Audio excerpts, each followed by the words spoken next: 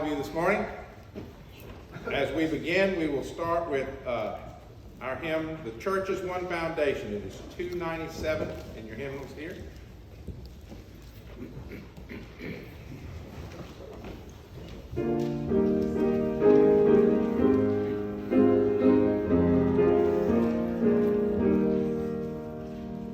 The church is one foundation, is Jesus Christ her Lord. She is his new creation by water and the word. From heaven he came and sought her to be his holy bride. With his own blood he bought her, and for her life he died. Elect from every nation, yet one for all the earth.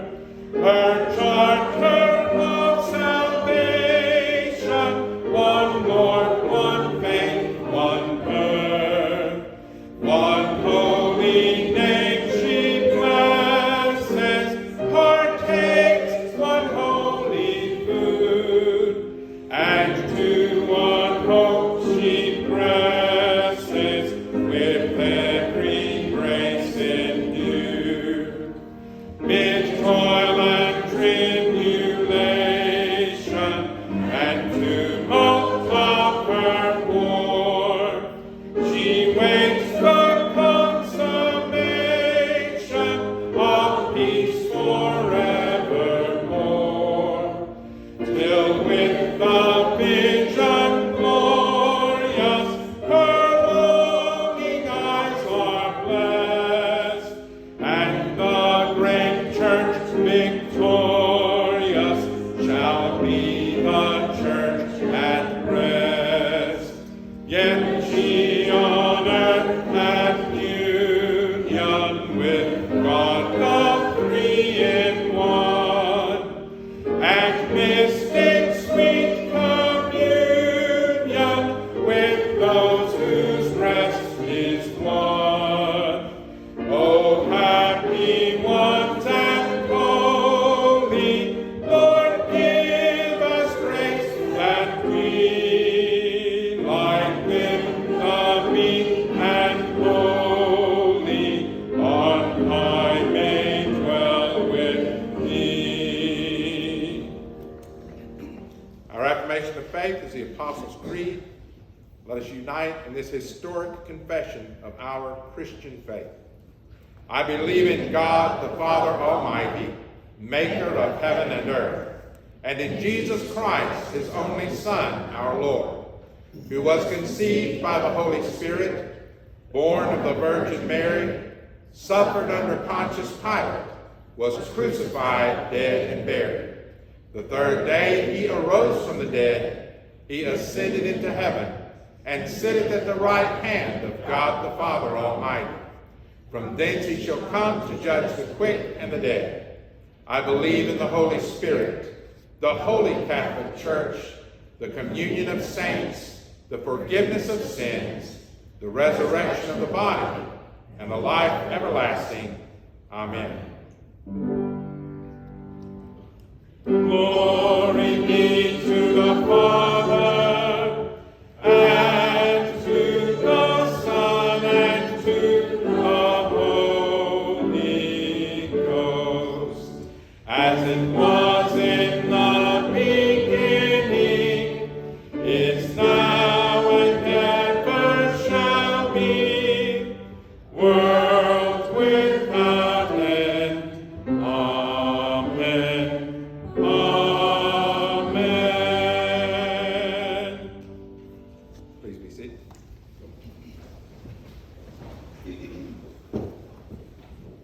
Do we have any special prayer requests this morning?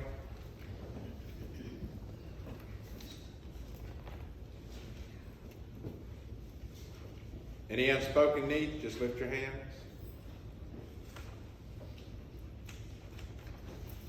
Let's go to the Lord in prayer.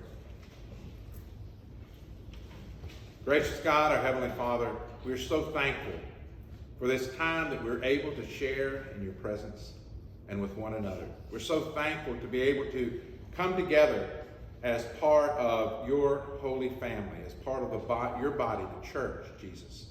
And we pray that as we come this morning, we come with open hearts, with our minds focused on you, so that we may hear all that you would teach us, all that you would use to inspire us. As we sing these hymns, Lord, may we sing them with excitement as we claim the promises of these great words. As we hear your word proclaimed, may it take deep root in our heart so that it may grow and bear fruit for you in this coming week. And Lord, we are so mindful of the great need all around us in our communities, in our states, in this nation, and in the world, for those who are lost to hear your words of hope, your words of love and forgiveness, to know, Father, that a Savior has come and died for them and been resurrected to go before us and prepare for us an eternal home. Help us to be true to our faith. Strengthen us in all that we do, that we may be led by your Holy Spirit and successful in discipling others into your kingdom. And Lord, we pray for those who are sick this morning and ask your healing hand to be upon their bodies. We pray your comfort to be with those who grieve. And that, Lord, all those who struggle, we may be aware of opportunities around us to reach out and to help them. Remembering, Lord, that it is through your people that your acts of compassion, of aid, are brought to them in their moment of great need. And you are glorified when we are faithful in serving them, because in doing so, we also serve you. So, Lord, be with us and inspire us in this time of worship, that we may go from this place excited with our spirits revived and determined to accomplish your will and your word. And as we continue to worship, Father, we pray that you would receive from us the prayer that your Son Jesus taught all his disciples to pray as we say, Our Father, who art in heaven, hallowed be thy name. Thy kingdom come, thy will be done on earth as it is in heaven. Give us this day our daily bread, and forgive us our trespasses as we forgive those who trespass against us. And lead us not into temptation, but deliver us from evil. For thine is the kingdom, and the power, and the glory forever. Amen. Our second hymn this morning is 48 in our hymnals here, How Firm a Foundation.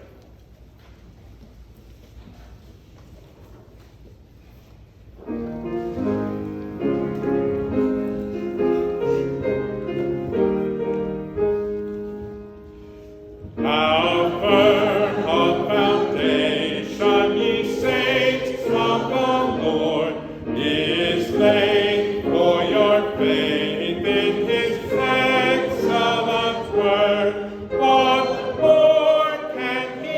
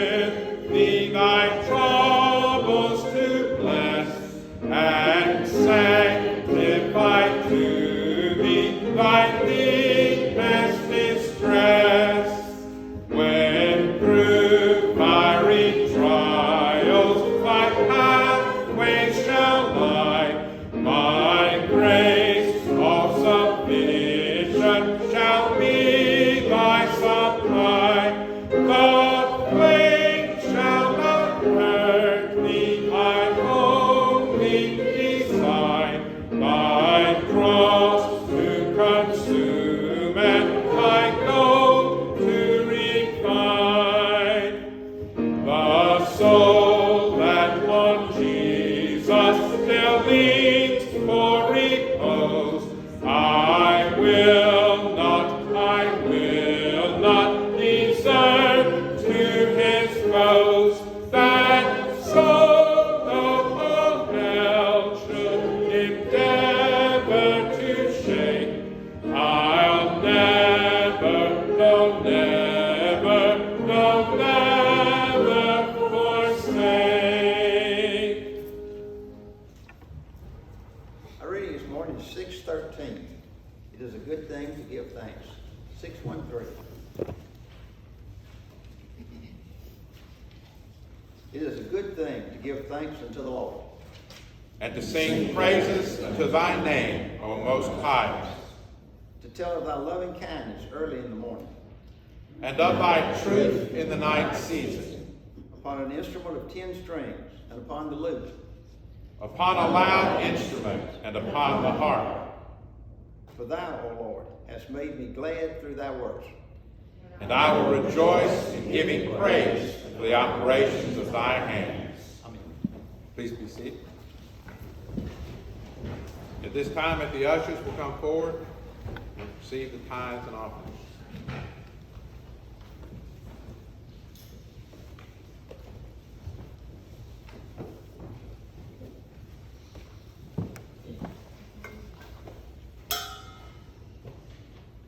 Heavenly Father, as we come now, in this time of the service where we bring to you our tithes of faithfulness and our offerings of devotion and love for your church and her ministry, I pray that you would bless both what is given and those who give it, that all may work to serve your kingdom in bringing disciples into that kingdom and taking forth your word of hope, of promise, and of salvation.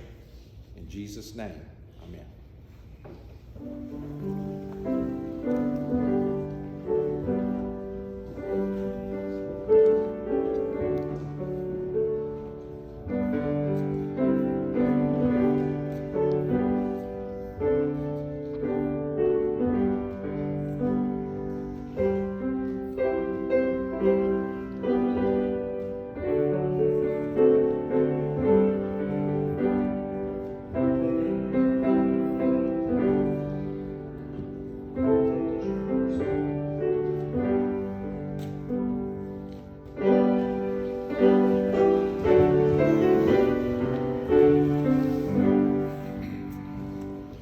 Praise God from whom all blessings flow.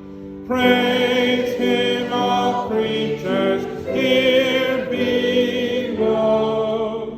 Praise him above the heavenly host.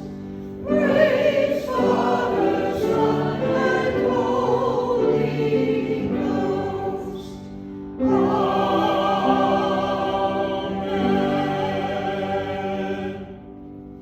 Please be seated.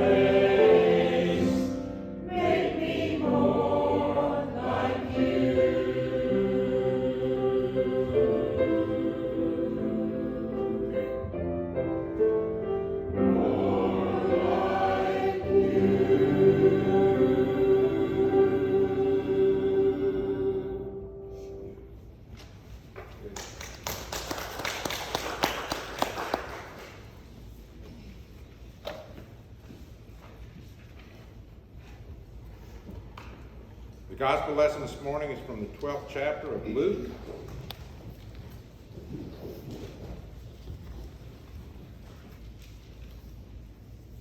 Beginning with verse 22 and reading through verse 31. Then Jesus said to his disciples, "Therefore I say to you, do not worry about your life, what you will eat, nor about the body, what you will put on. Life is more than food, and the body is more than clothing. Consider the ravens, for they neither sow nor reap, which have neither storehouse nor barn, and God feeds them. Of how much more value are you than the birds? And which of you by worrying can add 1 cubit to his stature? If you then are not able to do the least, why are you anxious for the rest? Consider the lilies, how they grow. They neither toil nor spin. And yet I say to you, even Solomon in all his glory was not arrayed like one of these. If then God so clothes the grass, which today is in the field and tomorrow is thrown into the oven, how much more will he clothe you, O you of little faith? And do not seek what you should eat or what you should drink, nor have an anxious mind. For all these things the nations of the world seek after, and your Father knows that you need these things. But seek the kingdom of God, and all these things shall be added to you." This is the word of God for the people of God. Praise be to God. Please be seated.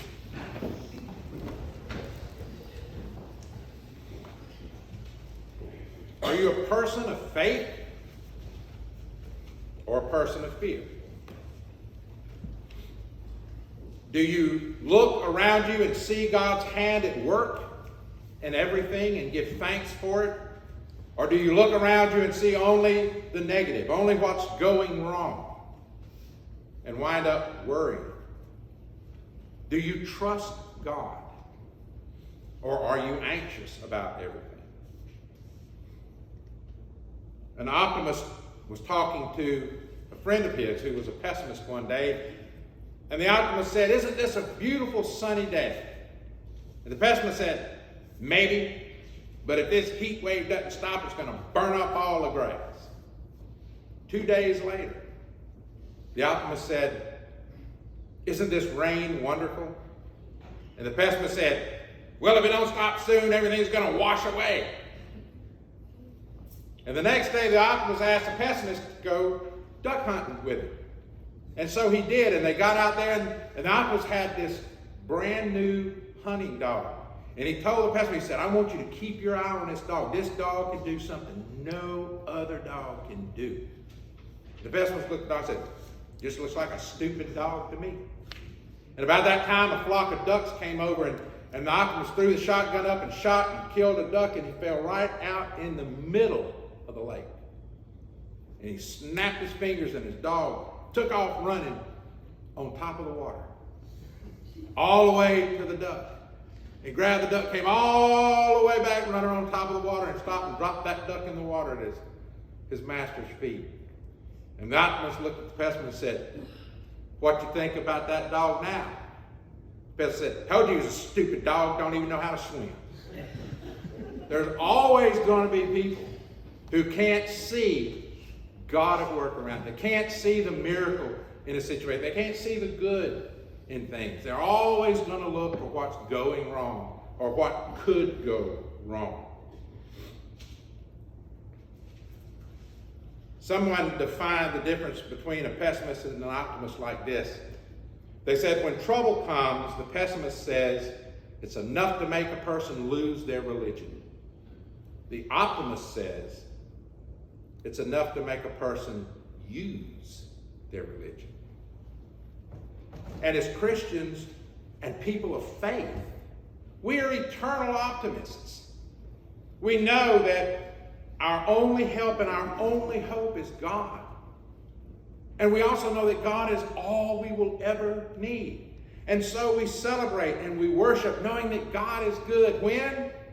All the time. Do you believe that? Then live like you believe that. God is good all the time. And Jesus Christ, whom we are supposed to pattern our lives after, was an eternal optimist. Over and over, he gives us truths that will carry us through the storms of life that we all have to face at one point or another. And another optimist was the psalmist who wrote Psalm 121. I want you to listen to this. You've heard it before. Think about where you've heard it. I will lift up my eyes to the hills. From whence comes my help? My help comes from the Lord, who made heaven and earth. He will not allow your foot to be moved. He who keeps you will not slumber. Behold, he who keeps Israel shall neither slumber nor sleep. The Lord is your keeper. The Lord is your shade at your right hand. The sun shall not strike you by day, nor the moon by night. The Lord shall preserve you from all evil. He shall preserve your soul. The Lord shall preserve your going out and your coming in from this time forth and forevermore. The great promises of this psalm is why it's so often shared where? At funerals. But it's because it's a psalm of optimism, of hope, and of promise. Promises that we claim as Christians. And it holds great truths for us about life. So if you're feeling helpless or hopeless about all the turmoil that's going on in this country or around the world today, I want you to hear these truths about God that Jesus revealed to us in that passage this morning and that this psalmist reveals to us. Truths that will bring you comfort and strength and confidence that you can build a foundation of your life on today and every day after. And the first is that the Lord takes care of us. The Lord provides for us. He is our provider. Jesus said you can't even add an inch to your height. And evidently that's an easy thing for God. He said you can't do that. You can't even do what's least. This easiest thing. Why are you worrying about the rest? God knows you need this. God's going to take care of it. He takes care of the birds and the grass, Jesus said. Don't you think you're worth more to God than these things? Didn't he give you dominion over all these things? Then why do we worry?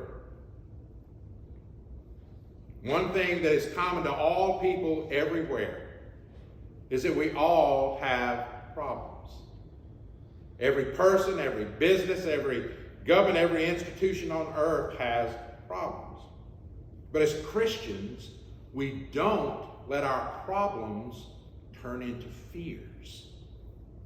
When problems arise, we face them head on with the full understanding that God is present with us.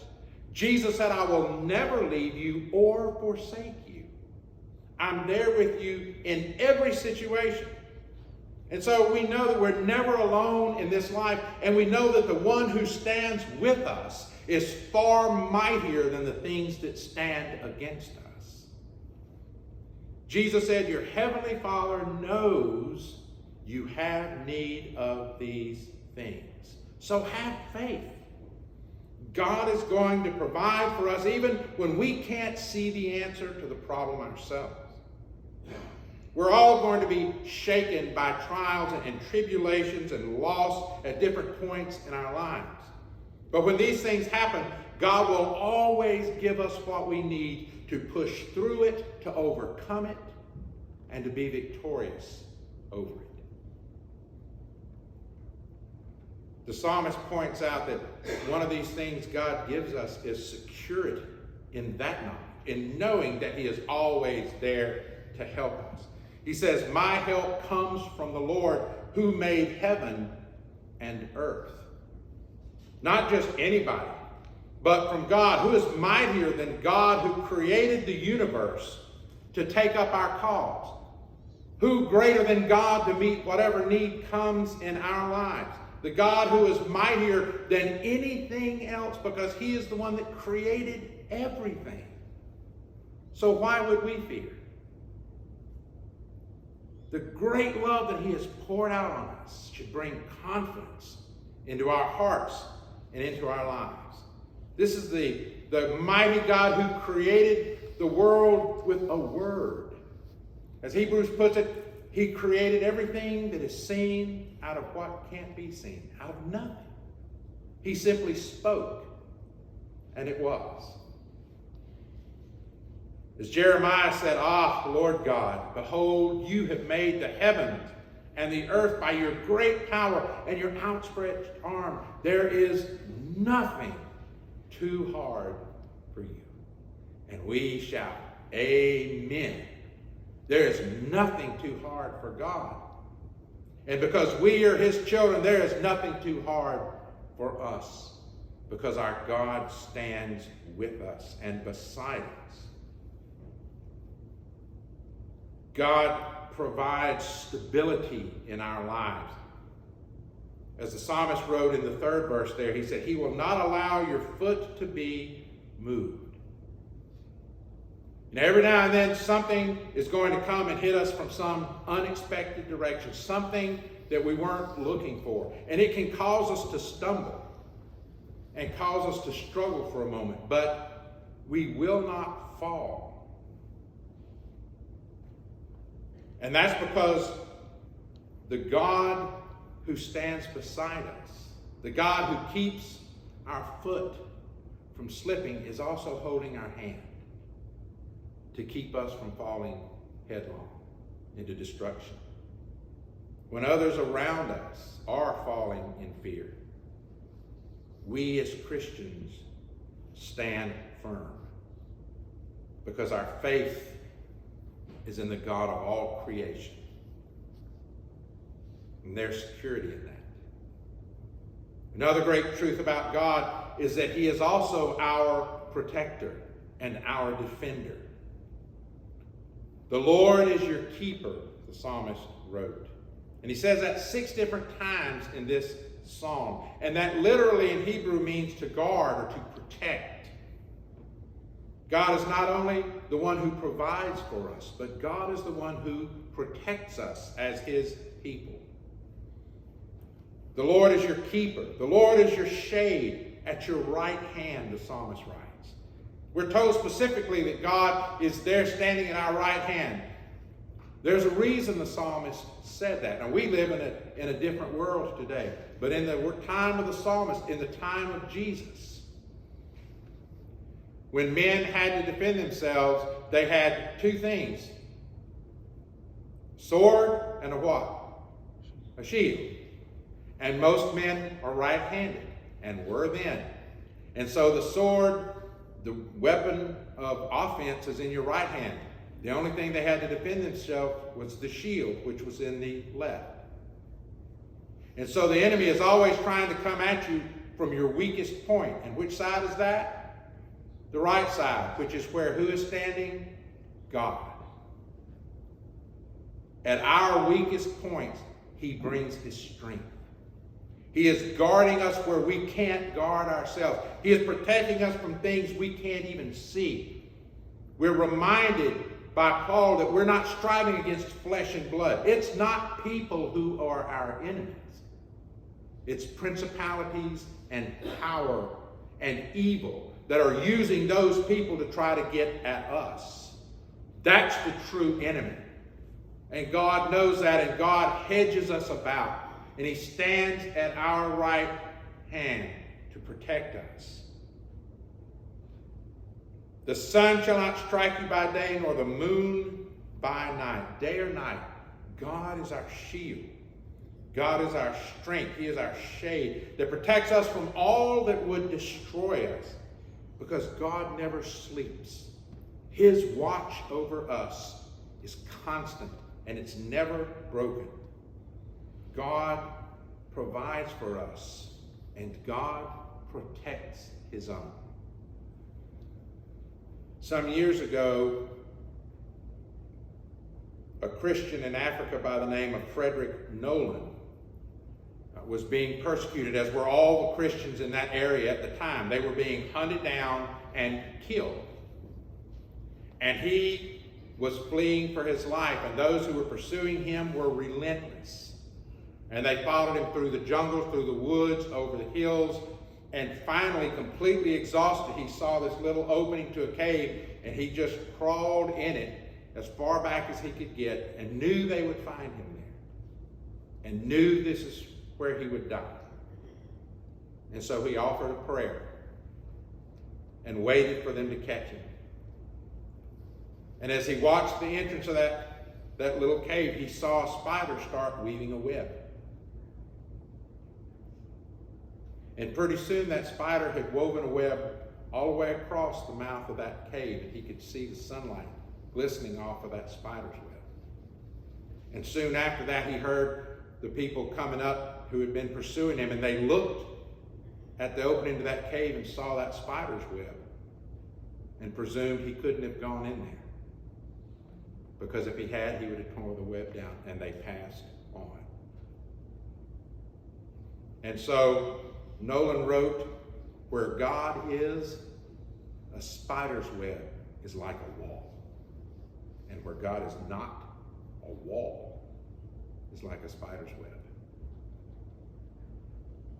We know that Satan is trying to destroy us. We know that he is shooting his fiery darts of doubt, of discouragement, of anxiety, of depression, of despair at us. But God is our shade. God is our shield. And we are promised his protection if we have the faith to believe and to trust in him. And finally, the psalmist points out, the Lord preserves us. The Lord shall preserve you from all evil. He shall preserve your soul. So he doesn't just provide for our needs and protect us from the things we can't see coming even, but he also protects and preserves our eternal souls. And the word evil, as it's phrased in this passage in Hebrew, is not referring to evil from the outside coming at us. It refers to evil coming from inside that's done by us. He will protect and preserve our souls from the evil we would do. As we prayed this morning, and as Jesus taught us to pray,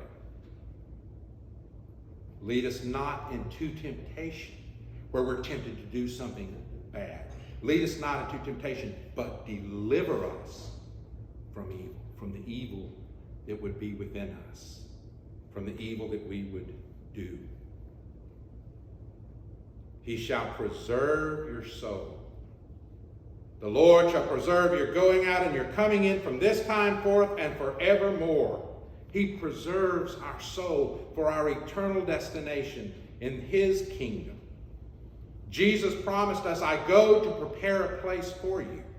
And if I go and prepare a place for you, I will come again and receive you to myself, so that where I am, there you will be also."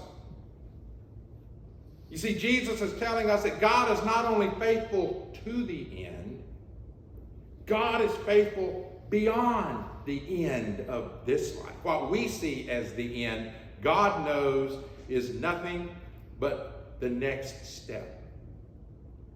The time that we have on this earth is not even a drop in the ocean compared to eternity that waits for us beyond this little time that we have here to learn to love God, to learn to let him love us, to learn to love one another, so that we can live with one another eternally. So hear this. When you feel that you're at the end of your rope, or you feel like you've come to some dead end on your journey, and you feel like the enemy is going to win, whether it's disease or disappointment or anxiety or you're discouraged over how things have turned out, remember who your God is. And remember what your God can do for you. And take heart. And have faith that the God who provides for the birds and the grass is most certainly going to provide for his beloved people who have placed their faith in him. When it seems you can't provide for yourself, God is the one who provides for us. And when we are attacked from within and without, it is God who stands as our protector. And when we can't see and can't understand, when doubts would cripple us, it is God who preserves us and keeps us and provides for our eternity. And that is why every Christian is an optimist. Every Christian is an optimist. Our closing hymn is 330 in our hymnal here. Let us break bread together.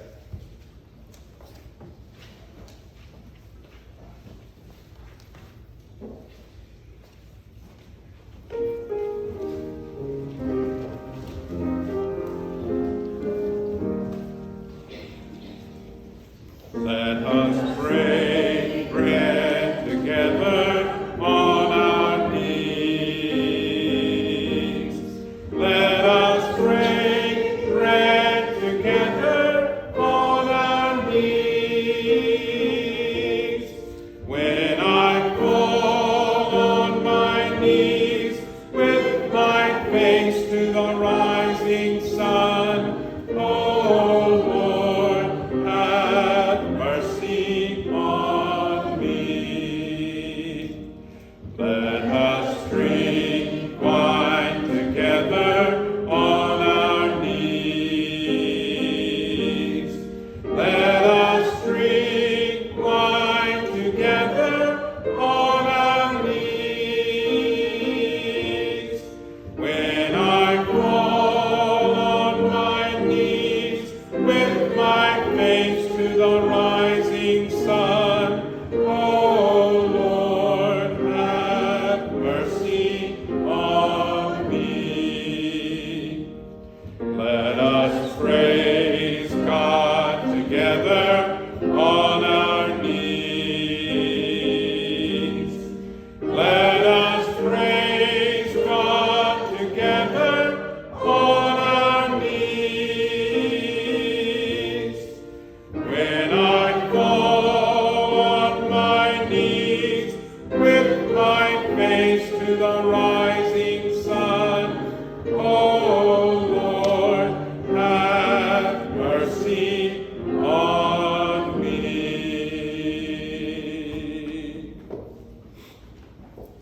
To our friends who are worshiping online, may the Lord bless you and keep you. May the Lord make his face to shine upon you and be gracious unto you.